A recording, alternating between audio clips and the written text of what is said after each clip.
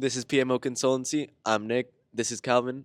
And today, this is the first episode of our stock market series where we will be taking you guys on a step by step on how to research and finally choose companies to invest in the stock market. Today's episode will be focusing on understanding business and industry for investing. I'm going to pass it off to Calvin to start. So before investing, we need to grasp the company's operations and industry in order to make a well-justified judgment on whether to invest or not in this company. This presentation will guide you step by step. It covers research, evaluation, analysis, future plans, and management of the company. Gain insights for informed decisions. Okay, so step one is researching the business model.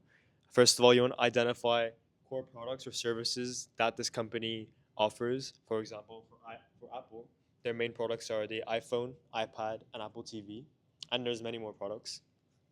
And then you also want to identify the customer base. Are they B2C or B2B? Business to consumer, like to us, or business to business, for example, Google offering their search engine services to different companies. And like Apple is primarily B2C because they sell products to us. And then revenue streams, which is the main income sources for a company. For example, we have an example with Google here. In their quarter four in the fiscal year of 2023, their 60%, 43 billion of their income was from the iPhone. And then there's other revenue streams here. And these are important as we will be explaining in later videos.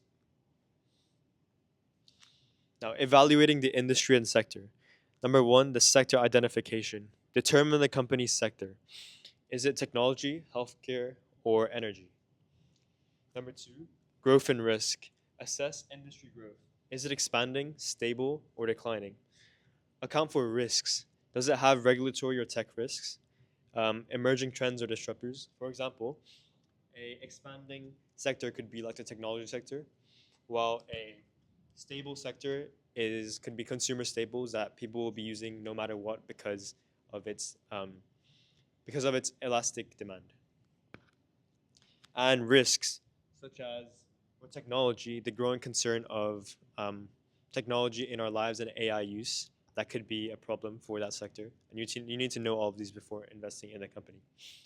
Number three, is it cyclical or defensive? So cyclical industries, or this is like an economic term. It performs well in booming industries, but then it can also regress in booming and recessionary industries during recessionary gaps of a business cycle in economics. For example, like right now, when the overall market is bad, the market sentiment, then the sectors like tech will have big hit to it, while other consumer staples and healthcare sectors will be fine from it. And those are defensive industries that remain stable regardless of the economy. Number three, analyzing competitors and market position. So there's an example here. This is just the market position of all the biggest fast food chains, and you see McDonald's at the top. Product offerings. We want to compare product offerings from direct competitors. For example, if I want to invest in like Starbucks, then we'll compare it to not these, but then direct competitors such as like Coffee Bean to see how they differ. Number two, market share. Is it a monopoly, perfect competition, or oligopoly? For example, here, this is more of a oligopoly because there are many firms competing, but there's also like a clear market leader, which is McDonald's. So that would be like a clear market leader. And then financials, analyzing financial data, financial statements, which we'll get to, but that is in the next video. Now we're talking about a company's competitive advantage, which is basically a feature of their company which is unique to them and gives them an advantage over their competitors. So, for example, here we're going to be talking about Apple. Apple has a really strong brand power, as most people in this world know what Apple is, and might just buy their products based on their name. For example, Samsung might have a better product than Apple, but people are more likely to buy Apple just because of its name. Another advantage could be cost leadership. So since Walmart is a market leader in selling just grocery items, They have the power to set a low pricing strategy, making their products more attractive than their competitors, and they are still able to do this and make money. So this might influence how popular they are and might influence investors to invest more in market leaders like Walmart. Another advantage could be an edge in technology. So for example, NVIDIA here dominates in the AI chips with this technological edge. Their AI chips are simply just better than their competitors, as a result making them more popular, leading to more sales. So now we're going to be talking about companies' future growth plans. So companies might want to expand into new markets or industries through either new products or acquiring other companies or just a general shift in the market. So for example, Samsung has expanded.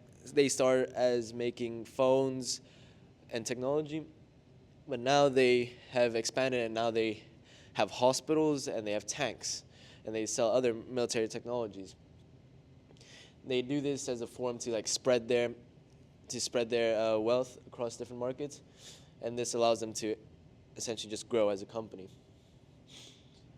Next, R&D and innovation. R&D standing for research and development. For example, Apple has really strong research and development, as they are constantly looking to improve their products year by year. For example, the iPhone, camera quality gets better, AI technology gets better. Efficient production, we want to look at if their production is efficient. So we want to see if they produce goods with the highest possible output using the least amount of resources. Toyota is a good example, as they are very known for their efficient production because of their lean manufacturing. Lastly, we're going to be talking about the company's management assessment. So first, we're going to be talking about the CEO and executive team. So not only are the company's activities going to affect the its stock value, also its CEO and leadership.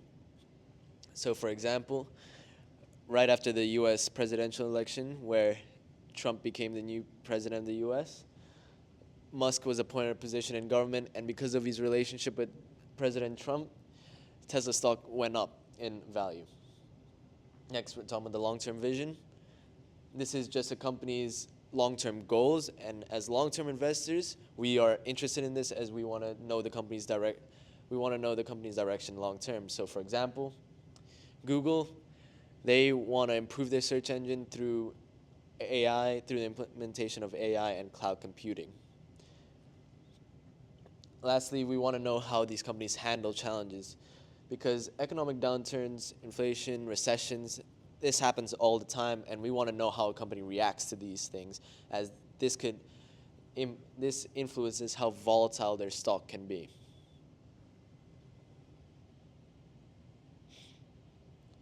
So these are different sources of information from a company that we could look at as long-term investors. We could look at a company's investor relations, their annual reports, this is like financial reports, government data, this is public, you can just find on Google easily, industry reports, as well as external investing websites that help you, such as Investopedia and Yahoo Finance. We've covered all the 6 steps for fundamentally analyzing a company, what they are, how they do it, why they do it. Next week, we'll be talking about another important aspect of a company, which is their financials. More specifically, their 3 financial statements, balance sheets, income statement, and cash flow analysis. And by the way, once we finish all our steps of the analysis of a company, we'll be doing one for you step by step. So tune in for that. This has been PMO Consultancy. I'm Nick. This is Calvin. Tune in to PMO Sundays.